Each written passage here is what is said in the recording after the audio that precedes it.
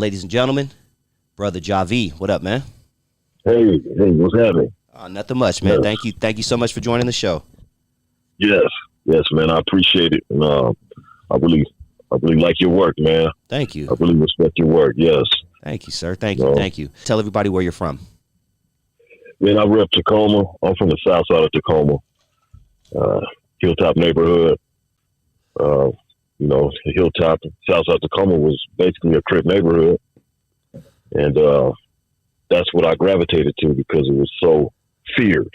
And I remember coming out of church one day, and my aunt, she said, "Let's drive down 23rd Street. She said, you want to see where the Crips are at?"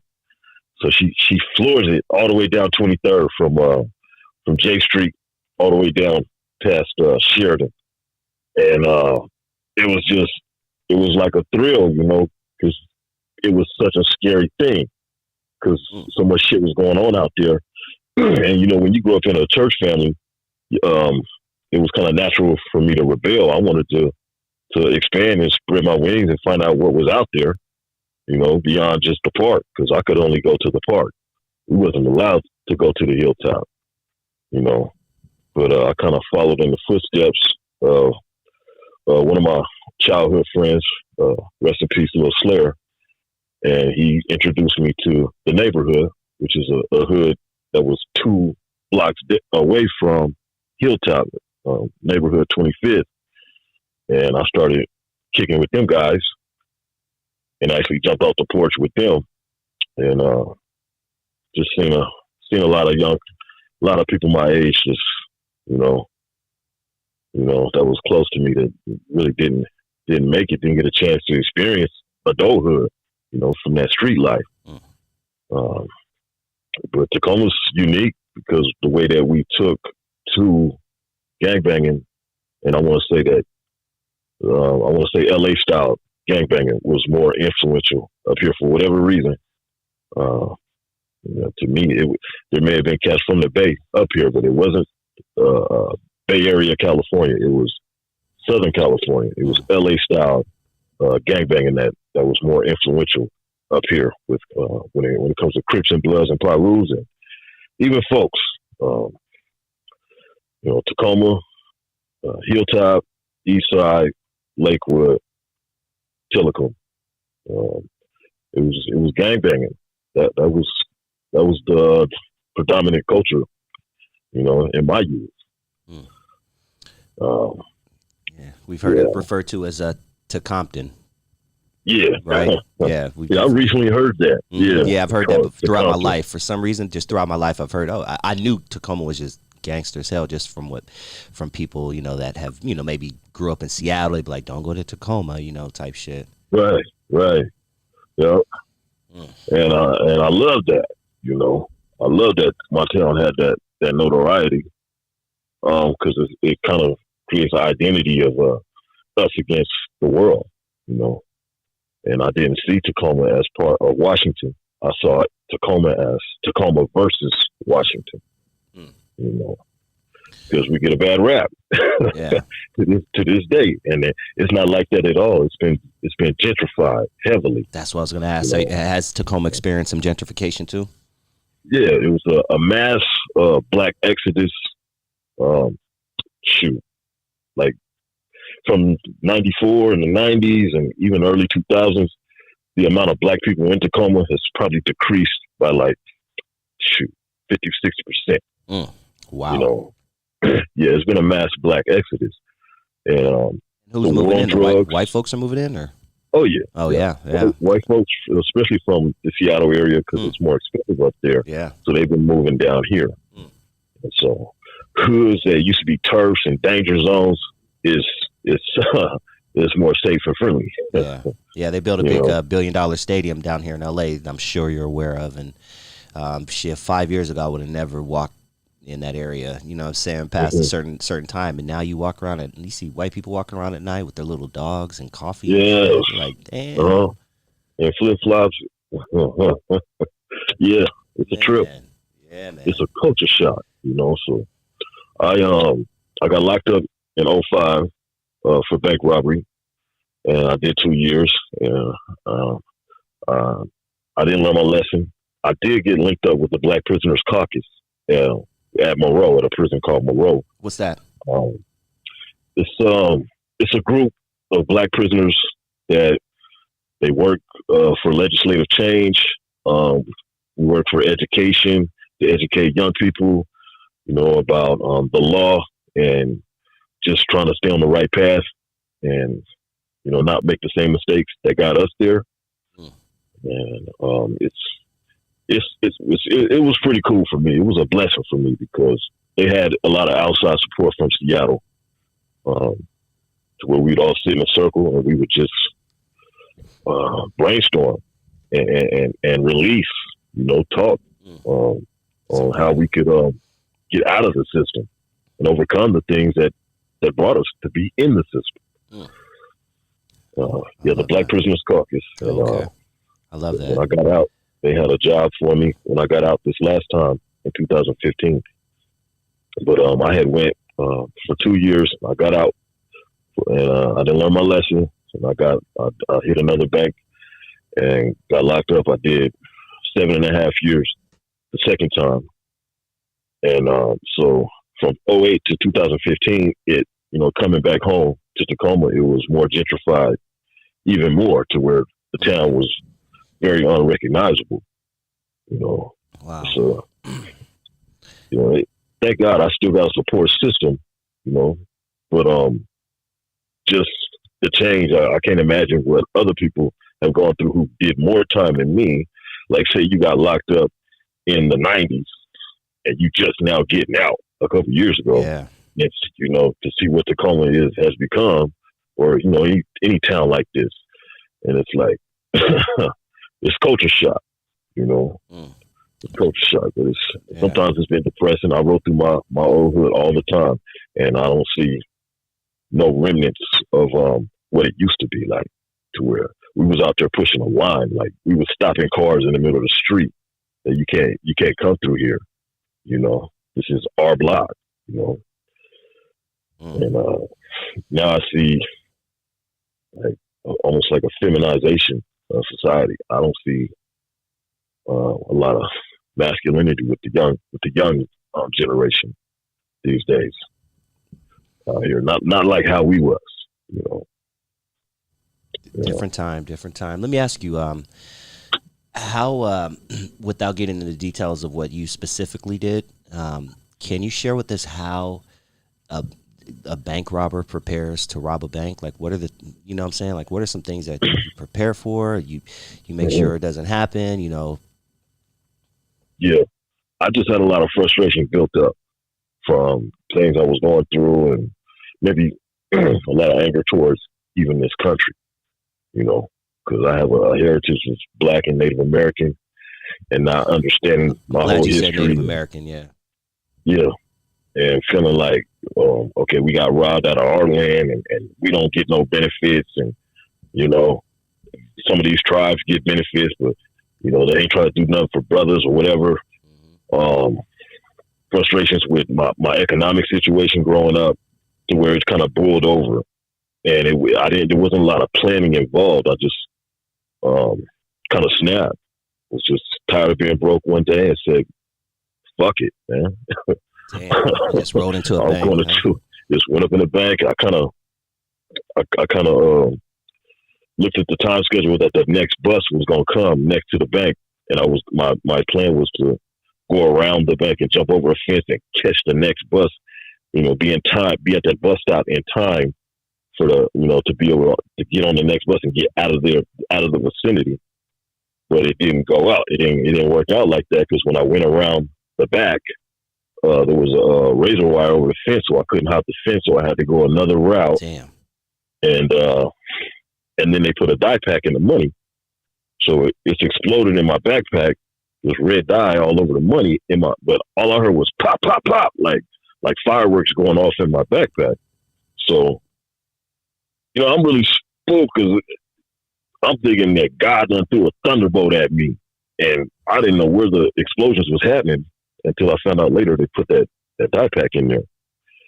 And a policeman saw me after I had hid in a school for a little bit, and I thought the coast was clear. When I was crossing the street, a policeman saw me and told me to get on the ground. So I went away, and yeah. But I was hard headed. This is in my mid-20s, and I thought I was slick enough to, I kind of felt like it was a blow to my pride that I had got caught. So I wanted to prove that, I could get away with it. So one morning I had a fight with my old lady, and I was late for a job, and I was just feeling like, damn, fuck, I don't even want to.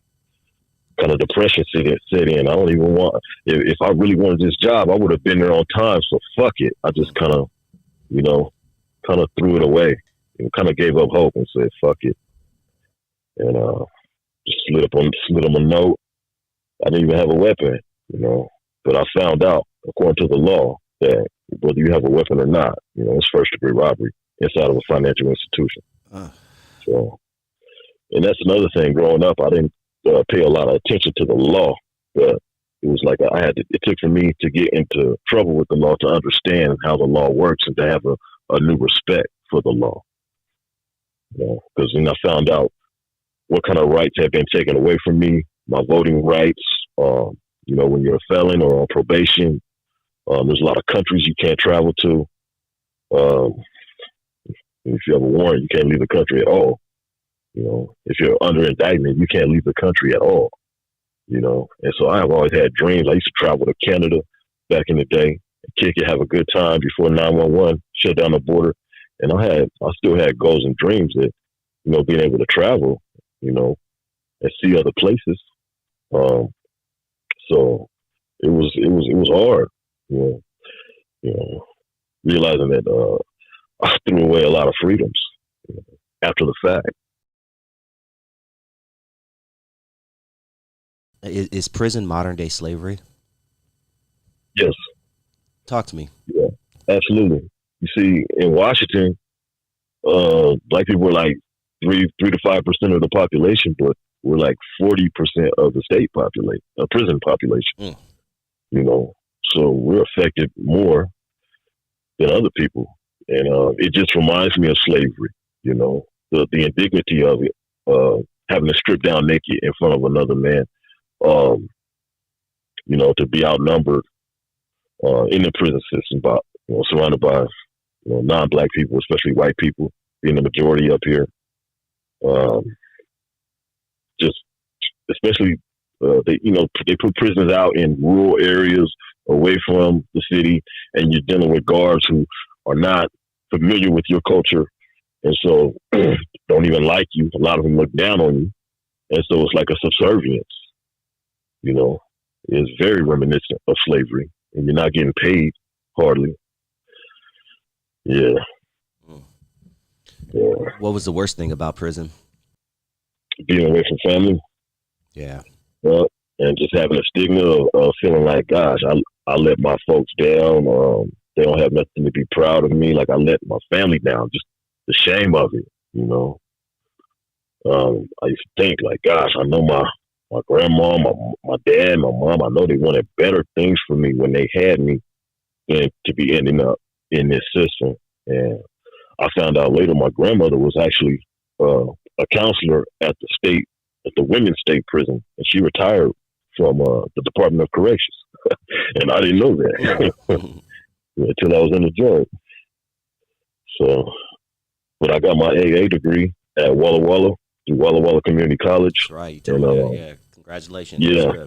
Yeah. That's even though it's only an AA, I mean, I was so proud to get that, man. Yeah. It was a beautiful time. My mom and my aunt, they flew up and came to my graduation ceremony inside. I'll never forget that. Yeah, man. Just I spent a lot of time, just working out and just going to school or going to Toastmasters or going to the writing class, just trying to sharpen my skills, trying to improve myself. It's been a long time coming. I've kind of had a lot of things I want to get off my chest, because we get ignored up here.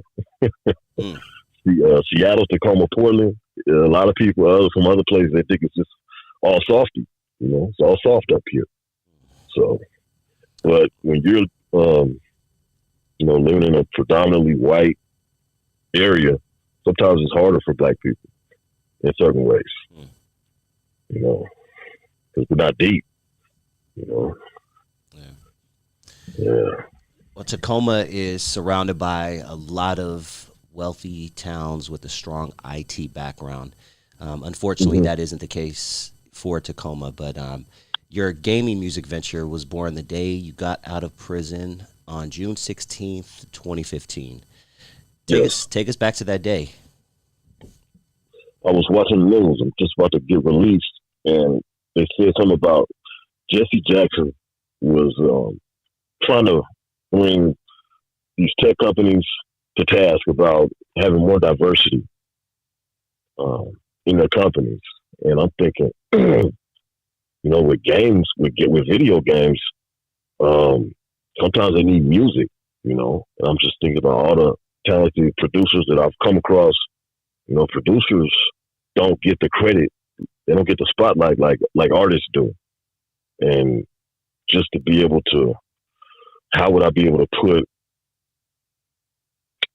production into video games that came from hip hop producers? That marriage between hip hop and gaming. I just thought there's opportunity there, and it's lucrative, and I can get the right kind of website up and fashion it the right way to where even the average, say you're young, up and coming producer that's just making music and just trying to get known or exposed, to be able to create an avenue to where he could put his, to where video game producers could listen to his artistry, his production, his beats, and choose to put them in their video games, and he get paid for it. If I could be a bridge between those producers and the video game makers somehow. And that's what Booming Sound Pro is about. I like that, man. I like that. Are you a musician, or were you a musician back in the day? No, that talent skipped me. You just came across a lot of them. Yeah, I'm a writer. So, and I rap. Like I put on a couple different concerts while I was in the joint, rapping. Oh, no shit, huh? Yeah, I rap under the artist name SJS, which is South J Street, which is the street I was born on at St. Joe's Hospital in Tacoma. Okay. Are you a gamer? I haven't been gaming lately. Okay. But yeah, I do mobile gaming. Yeah. Okay. And I get caught up in it, and so I just got a new job, so I've been working more than anything lately. But I plan to get back into it. That's dope, man. What's your ultimate goal with your venture?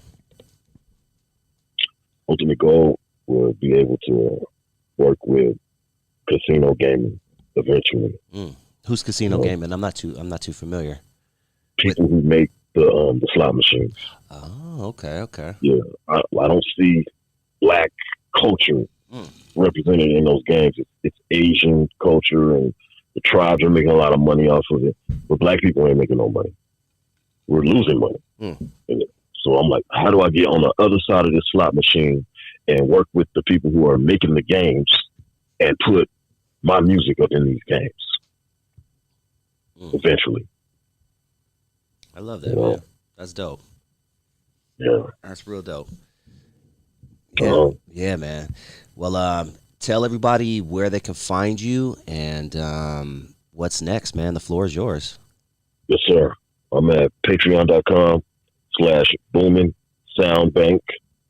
And that's where you can donate to my cause and help me get to where I need to get, with this and put some other brothers on.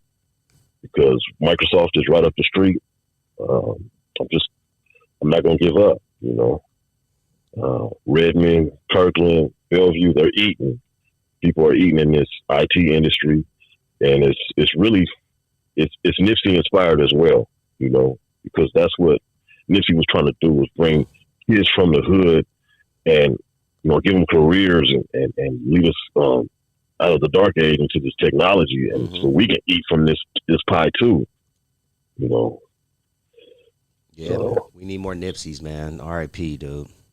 yes, absolutely, and that's almost why I stopped rapping, because when I heard Nipsey, it was like he was saying everything that I already wanted to say. Uh, I didn't have to say it. damn. I didn't have to say it no more. This brother said it. Mm. You know. Damn, Yep. man. Do you still listen to hip hop today? I'm like the newer hip hop. A little bit. A little bit of the newer stuff. I stick with the old school. Yeah, me too. You know. Yeah, I think we're about the Yeah. same age. I was born in '78. Yeah, you're Uh born huh. in '79. 78. Yeah. So yeah, usually '90s and maybe early 2000s stay in my system. Who's some of the people? Because I'm a big hip hop nerd when it comes to like certain towns that we don't get to hear about, but we Yeah. of course know Sir Mix-a-Lot, represents Seattle, or whatever the case Yeah. may be. But who are some artists in Tacoma? Do you know, like, remember any Tacoma rappers back in the day that were blowing up, or even if it was just locally? Mr. Dog, who you talk to. Mr. Dog, that's Yeah. right. Yeah. Yeah. He probably That's has the biggest name coming out of Tacoma. Mm. There was a white cat named Jay Bars that I really liked. Yeah. Jay Bars. There's a brother named Leezy Soprano who I ran into in Lakewood. That was nice. Shoot, I'll tell you the truth. I don't know a whole lot from the town. But hey, just even have just a few or a couple that were at least Mac buzzing. Money. You talk to Mac Money. Oh. I like his style too. Okay. Yeah. Shout out Mac Money. Yeah. Shout out Mac Mr. Money. Dog. Yeah. And R.I.P. And Mac Money's little brother. Yeah. Mac Bo. That's my guy. His little brother. We was at Moreau Camp together. Okay. Yeah. It's a different time we're living in. When you and I don't know if you get a chance to maybe not listen to the music, but keep up with some of the shenanigans that's been going on. Like, are you familiar with that dude Tekashi 6ix9ine? Yeah, I am. Yeah, what were your thoughts about this cat, man? This rainbow hair dude running around, and the next thing you know, he's running with the Bloods, and the next thing you know, he's snitching on everybody. Like, in hindsight, what are your thoughts on someone like Tekashi 6ix9ine? He should have just been himself, because he had talent, but he wanted to be, he wanted to be in the gang scene when he didn't have to. He had enough talent to just be himself, because I heard some of his tracks, and when I was down in Phoenix, a little chick I was with, she was feeling it, and I was like, "Well, he's a rat, though. He's a rat." Man, they don't care nowadays. Isn't that crazy? Yeah. And so karma's a motherfucker, man. Karma could come back on you, so he's gonna get what he got coming. Just like how it took 30 years for that Alpo dude to get taken out. Whatever, however many years, but eventually it came back around to him. So he should have got out and got into the witness protection program, or just really, it seemed like his time, he's not humbled at all, and I think that humbling is going to come. Right? Yeah, one way or another. You can't just laugh in the face of what he did like that, Man, dude. And it's really weird because just even, growing up in the mid-90s, there wasn't no Crippin' and Blooding in New York. That was crazy, because they was on something else. They was on their own vibe, and just, it's still weird for me to hear about Crips and Bloods over there, but I have ran into, a couple youngsters that I was locked up with that was some cool cats. I really can't say that. And some older Crips from Brooklyn that I did time with, that I got along with. But it's a trip. It's a trip. There's even Crips and Bloods over there. It's just like I'm sure somebody would say, it's a trip that there's Crips and Bloods in Seattle and Tacoma, Well, it makes geographically, it makes sense, because from what I understand, Crips and Bloods, like, that was one of the first stops, like when they were moving and doing their thing and transporting the crack or whatever the case may be. Seattle was one of the first stops, so it makes sense that you guys were probably cripping since the early '80s. You know what I mean? Yeah, I heard 87 was the year. Okay. That's what my uncle told me for here. Tacoma took to it differently than everybody else. Tacoma took to it differently than Seattle. For some reason. I don't know why. You know, but it's all love, though. When you say differently, what do you mean? Took it up more fervently. Like, up there is more folks and Hoovers and stuff like that. Here it was Crips, Bloods, Pyrus, and some folks, you know. So it was more C's and B's specifically than it was up there.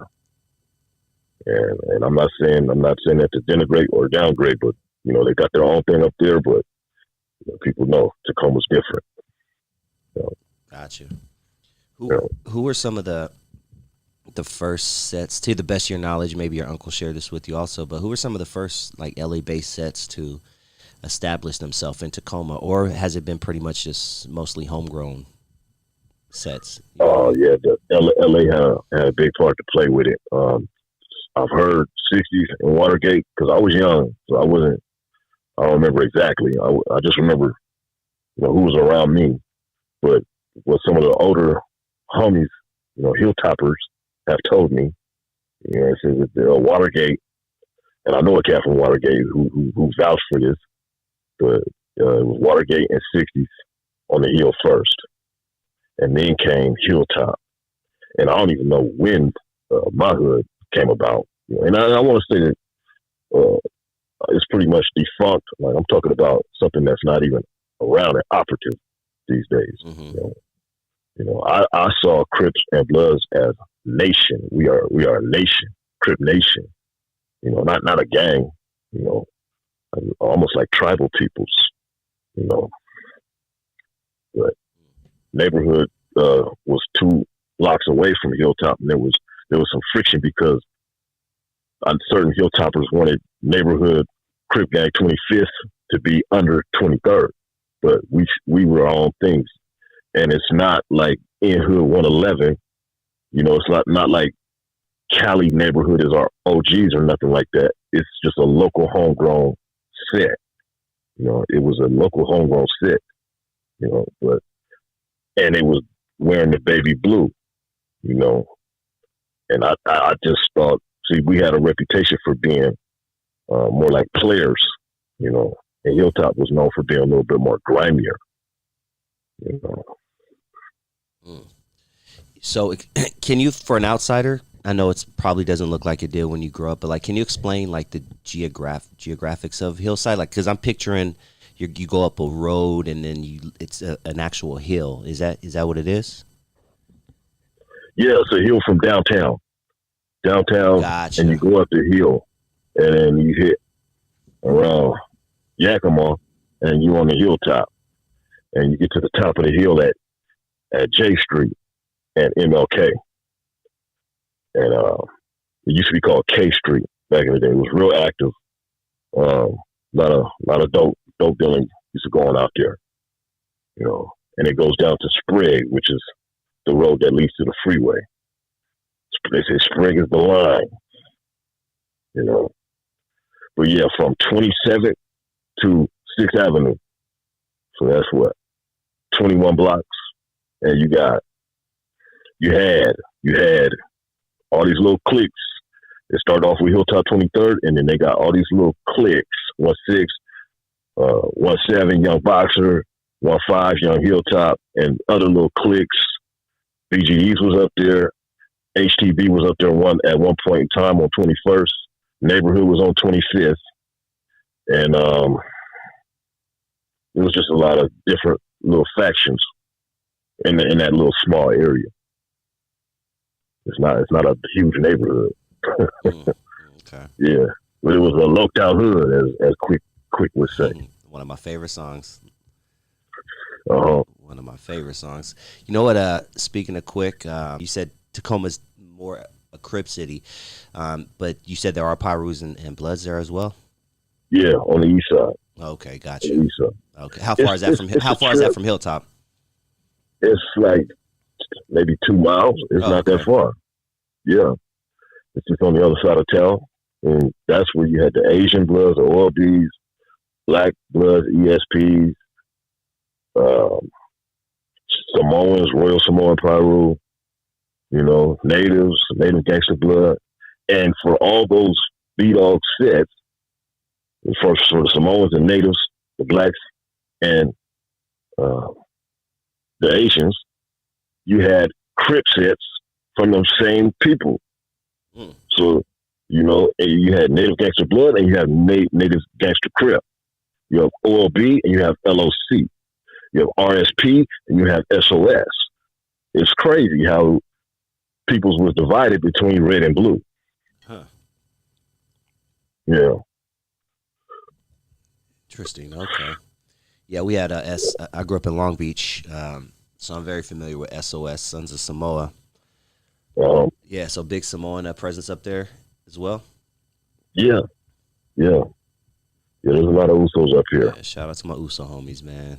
Yeah, for sure. Nicest people in the world, man. Just don't double cross them, dog.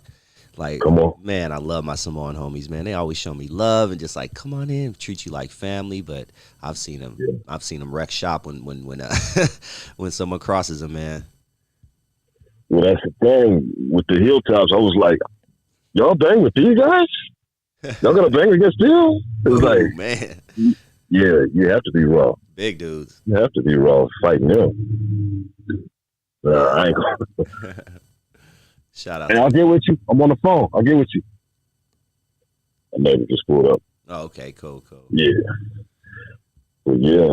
Damn, dude. Do you know? Do you know if movies like Colors had any influence on your city, or were things pretty much just already in motion before that movie even, came out? What year did Colors come out? So Colors came out in '88.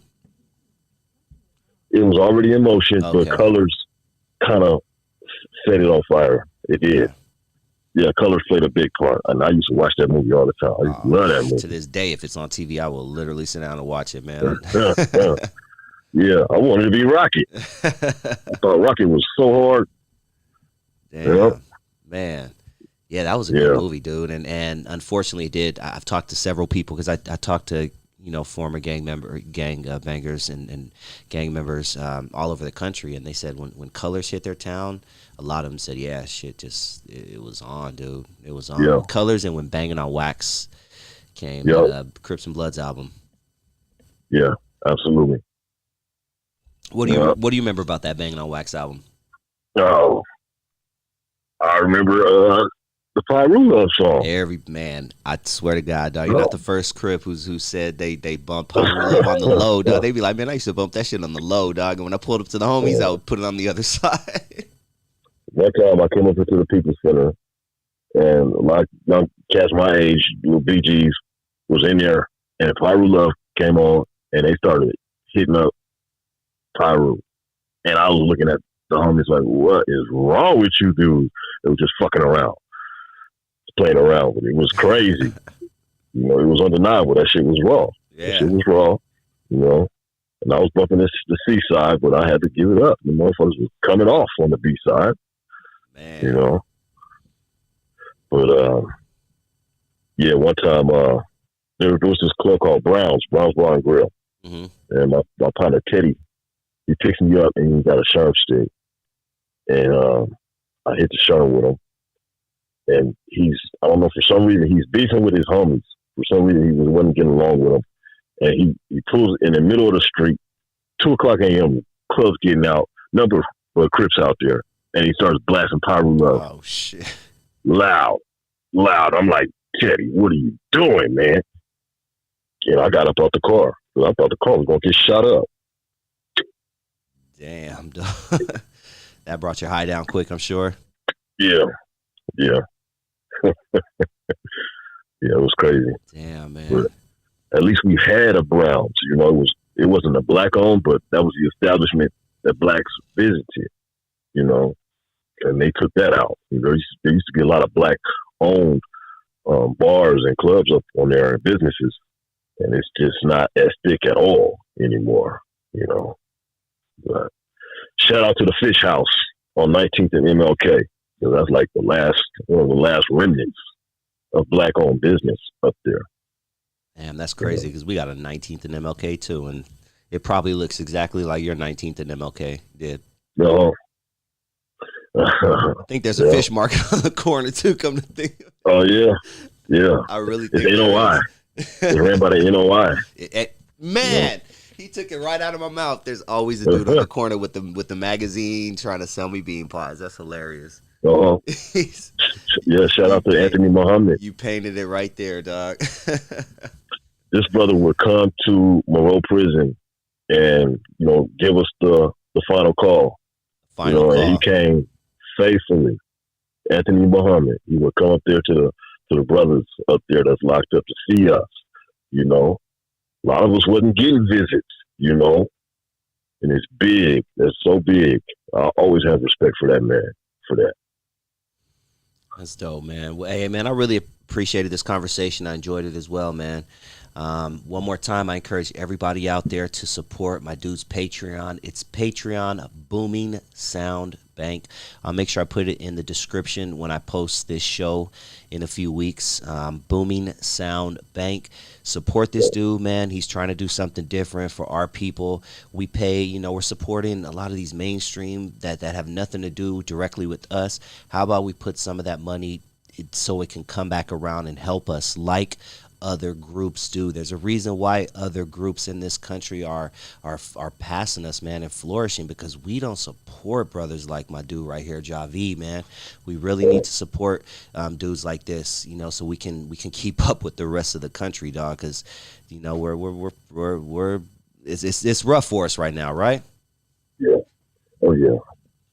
Yeah, we got the least home ownership in America. Facts. We need to stop selling our homes, man. That's why gentrification even exists, because we're so quick to sell. Look, Grandma bought the house back in 1950 for, let's say, $17,000. Grandma passes away, and the kids, they just want their quick little couple $100,000. They're like, houses worth $200,000 now.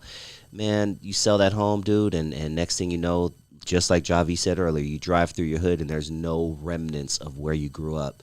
We can't be so quick to sell, man, for $100,000. Keep that home in that neighborhood, dude. Mm-hmm. And we can go on. We could really go on and on about that, man. But Brother Javi, man, I really appreciate you, dude. Thank you for tuning in to Dusty Vision TV. Please hit that like button if you have not already. And if this is your first time joining the channel and you like what you hear, please hit that subscribe button. And if you enjoyed this video, you just might appreciate this bonus clip I'm about to play for you right now.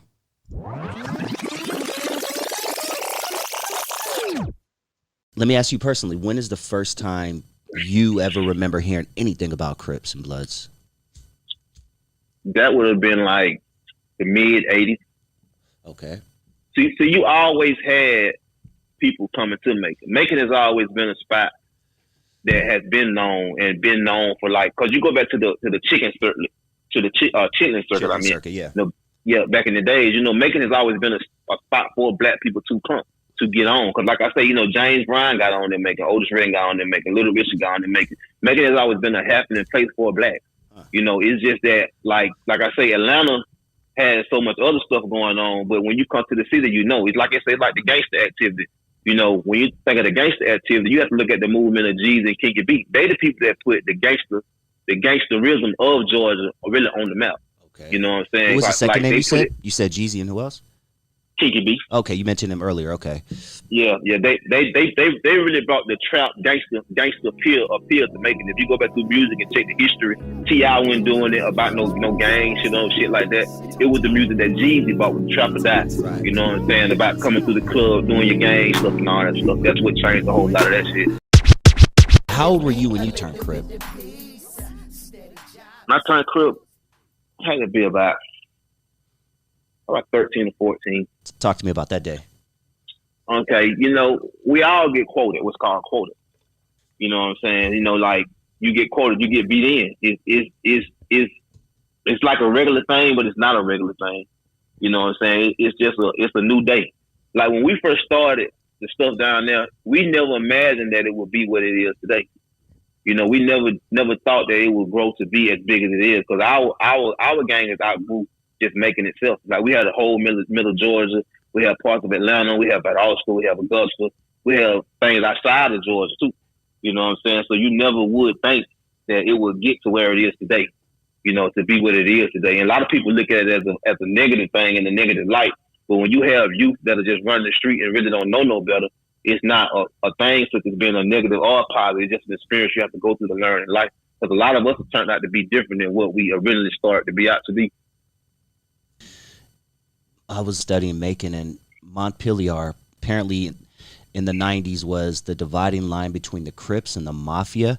Now, I've heard of the Vice Lords. I've heard about, I've heard Disciples. I've heard Crips, Bloods, obviously, but I've never heard of the Mafia. What's the Mafia? Okay, West Side Mafia is something that was started, like, when the Crips really started. It started, like, a little bit after the Crips started.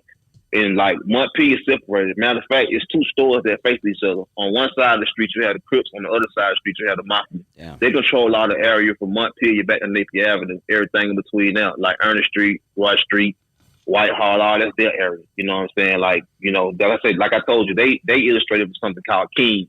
And really, like, it was more of a family-oriented thing. Like, all the games that make them really work, you can just basically say family-oriented people. You know what I'm saying? It's just that people separated into falling up on a different area. You know, all of the stuff in Macon is like Macon created. We don't have outside. We created what we created, then we got accepted by the outsider. You know, we made them respect us because, you know, Macon was the gang capital for a couple of years. You know, we outdid Cali per capita. They were saying we were doing more than Cali was doing for a little bit of time. You know what I'm saying? So then you have to look at, like, a lot of people overlook the fact. See, when you look at the gang activity, you have to look at the fact that, okay, you had the West Coast. The West Coast was Crips. You had the Midwest. The Midwest was GD. You had up north, it was whatever it was. You know what I'm saying? But then you had the South. The South was a mixture of every gang in the United States. We had Blood, Crips, and GDs for anywhere else had all that stuff together. The whole South did. You know, like you can't really find when they had GDs in California as a big set, or you can't find when they had Crips in Chicago as a big set. Right. But you can come to Georgia and the South and see that they had all this going on down here. Whereas a lot of people be thinking the South was slow or behind time. We had a lot of this shit, or they had to deal with a lot of this shit. I can remember California niggas coming over here and not knowing that the niggas in black were GDs. They thinking they Crips. You know what I'm saying? They you know what I'm saying? Because they weren't used to being around it. We had been around it a long time before that. This is the Crip author Stanley James II, and I'm repping DustyVisionTV for all your urban and local news. Get connected, Northside. Let's take it all the way back. So Long Beach Four Corner Block Crip is the set you're repping. Northside Long Beach, for anyone who doesn't know. What makes North Long Beach different than East, West? North Long Beach is the oldest black-owned neighborhood in the city of Long Beach. So when you think about the East Side is not controlled or owned by blacks. It's controlled by every other race. So when you think of Long Beach, it's the very first black-owned region in Long Beach that's owned by primarily blacks still to this day. And my hood is all black-owned from the beginning to the end. So it's like that's what makes us really different. We are one of the first founding Crips in Long Beach since the 70s, 60s, early. So that's what makes it very impactful. Like, it's a lot of history over here. I think last time you mentioned that you're a felon, correct? Right. I never been to prison. To knock on wood, I've never been to prison. I've been through everything else. County jail. So I did my issues in the county jail.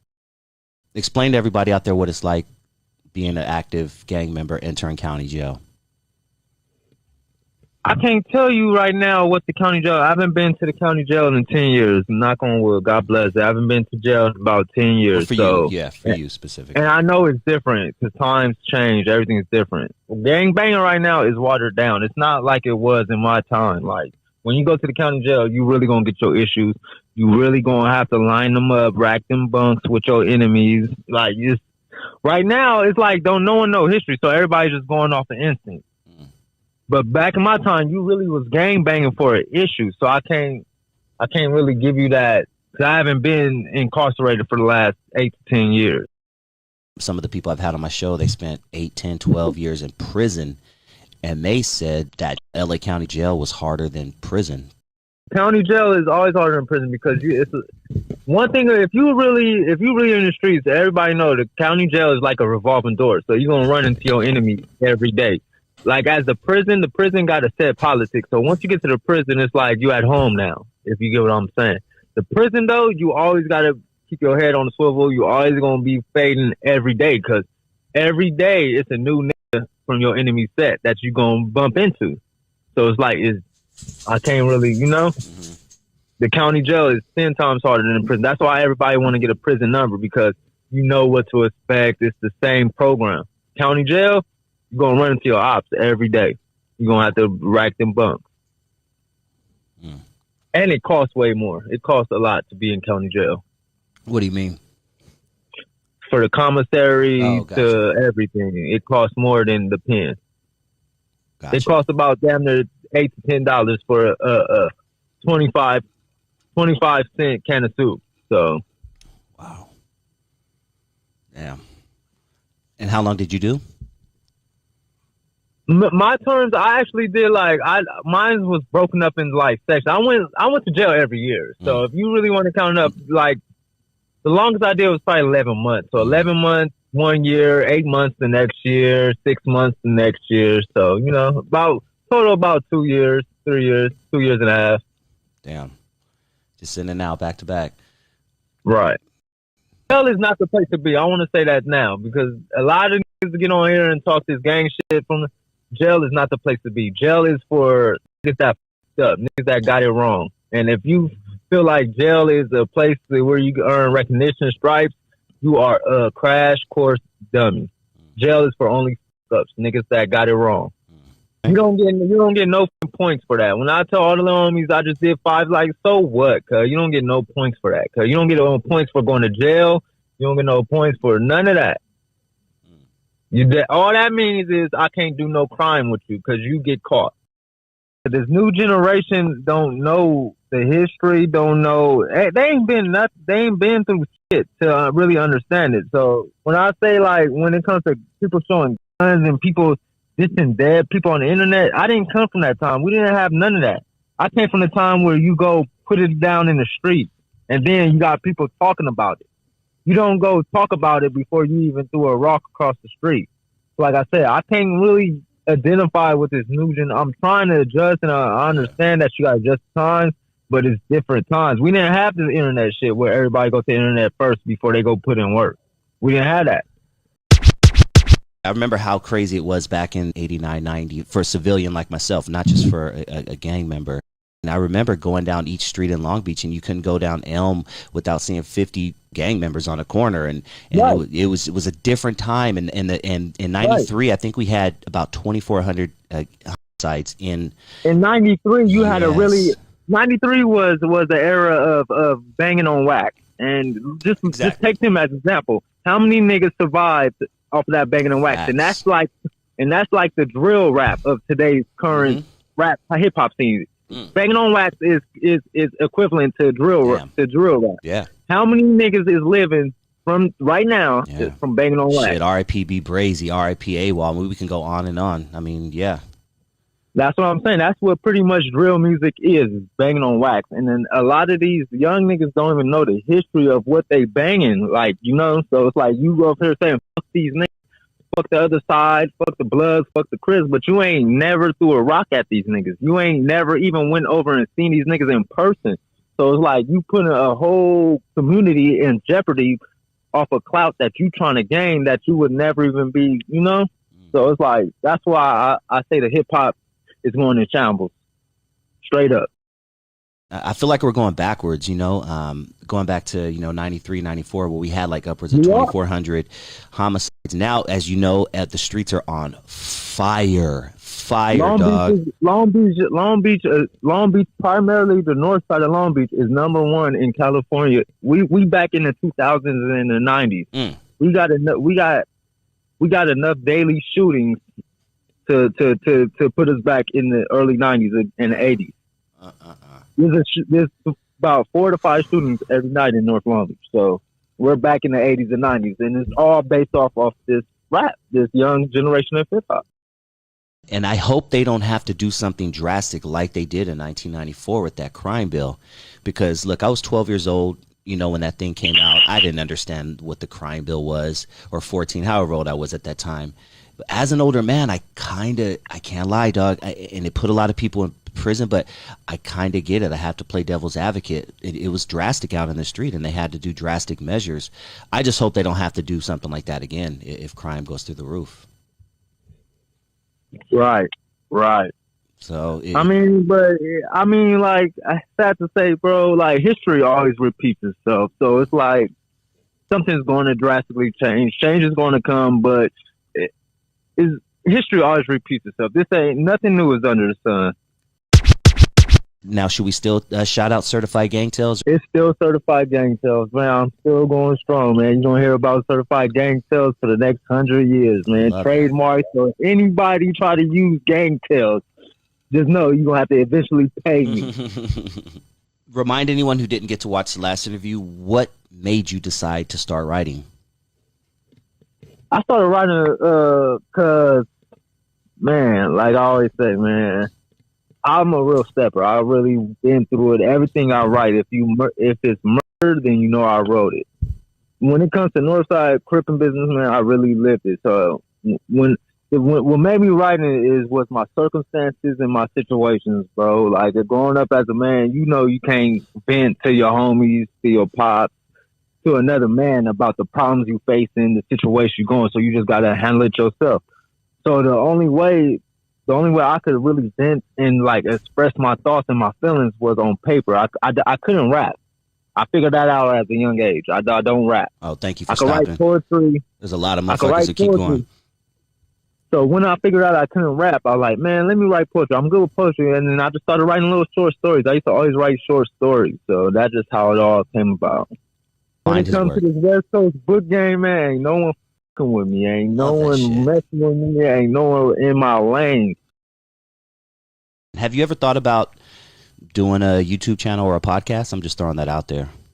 I actually got that in the works. Everything that I'm doing right now for the auto books, the podcast, I got a deal on the line. So that's what's just been stagnant about the whole all the other venues because I got deals for them. So we in the process of negotiating. So whatever pays the most. I love that, homie. I'm not in no rush.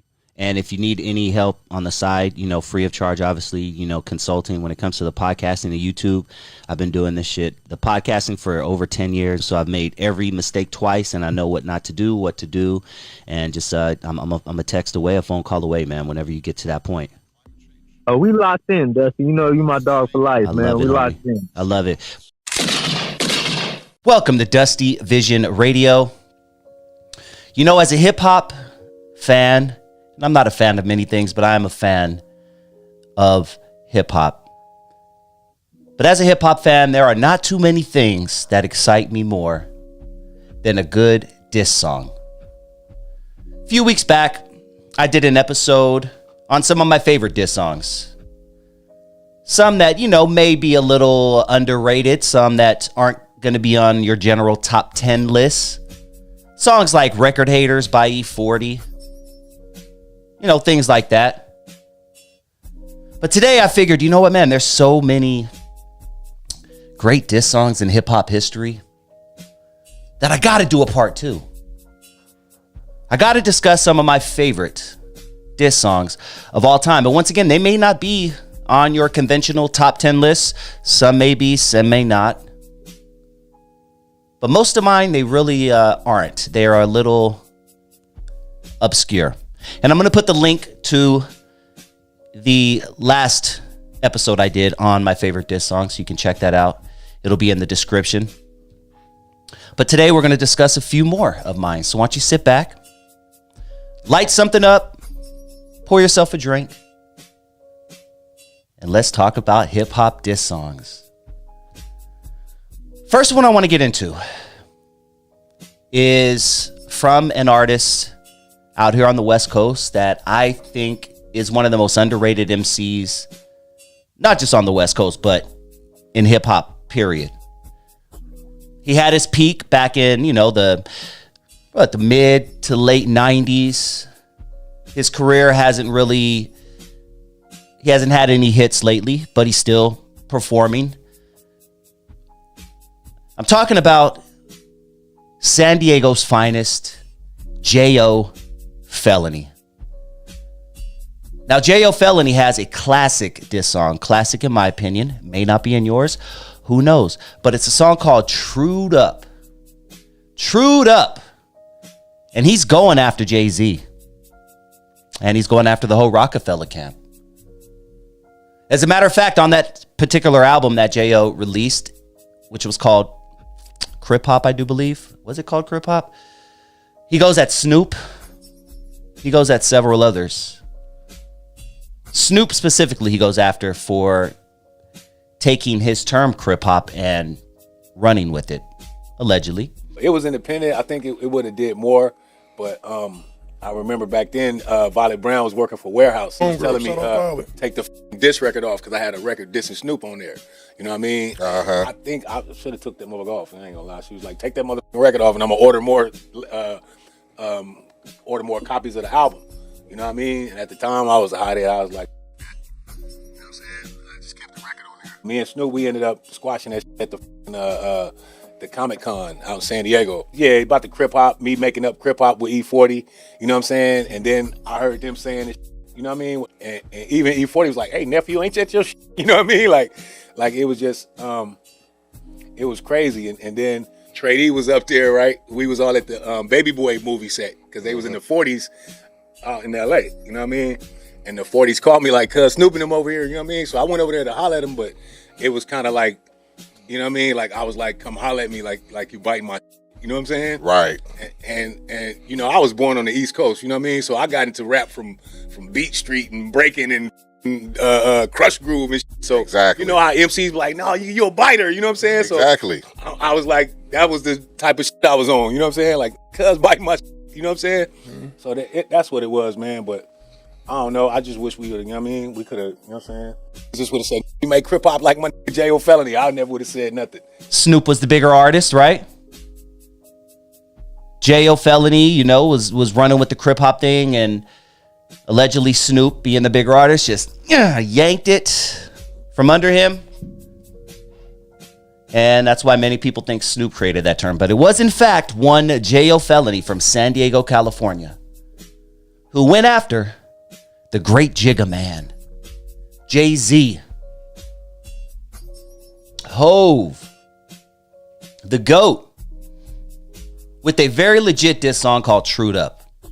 But before we talk about Trued Up, let's talk a little bit about J.O. Felony, because I don't talk about him much on my program, which I'm probably going to do a whole episode on J.O. Felony because he has a very interesting story himself, and he is one of the legends. But J.O. Felony, the first time I ever heard J.O. Felony was on this little mixtape, I remember it was a mixtape. It was a Def Jam mixtape of all things. And it was a promotional item. I got it from some function that I was at that was passing out hip-hop tapes, and some people from Def Jam West. This is when Def Jam West was big, right? Or coming up, I should say. But I got this little tape, man. And on it had a song called Sherm Stick. At that time, I had pretty much known what Sherm Sticks were. Smelled it before. I've been in neighborhoods where the neighbors were partaking.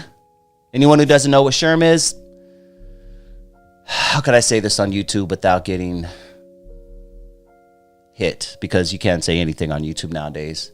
It rhymes with ECE. But there's a P at the beginning and a P at the end and a C in the middle. 3 words. P at the beginning, P at the end, C in the middle. And see, this is why you need to go to Rumble, man, because YouTube it's so silly that I got to talk like there's a third, 3-year-old in the room. And like, why can't we just have freedom of speech? Does not exist, by the way. That's a whole other rant that I can do for a whole other day. Like, it's so embarrassing that I got to talk to you guys like this. Sherm Stick. PCP. Damn it. Screw it. That's what it is. And you dip it in a cigarette and you hit it and you go to the moon. Figuratively speaking, obviously. But in this song called Shermstick, J.O. Felony is, in fact, talking about his journey being on Sherm. Butt naked, they call it. Butt naked. That's right. And talks about drinking a gallon of milk because that's one of the only ways, apparently, that brings you down from your high. But I didn't really care or understand too much for the message at the time. I was a little bit younger. So, yes, I knew what it was, but I didn't know too much about it. So, I didn't care about the message. I was just like, damn, this beat is hard. He used the old, come on and go with me. Come on over to my place. Who's that? Titty Pendergrass? Help me out. I can't remember off the top of my head.